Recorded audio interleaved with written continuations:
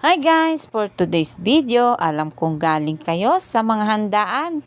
Kaya naman ito ay gusto kong i-introduce sa inyo.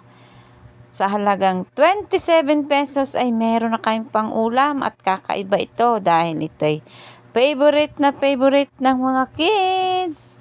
Ito po ang adobong onion. So ayan, igisa natin ang malalaking sibuyas. At dito ay napapaluha talaga ako. So, lagyan natin ito ng konting oyster sauce.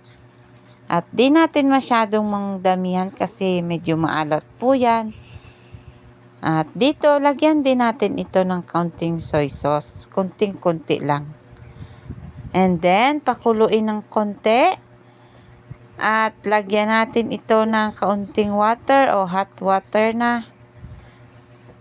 Pagkatapos niyan ay ating halu-haluin at lagyan naman natin ng kalamansi, mga 3 peraso lang para mas maasim ang ating panglasa. So ayan, luto na, pwede na tayong kumain.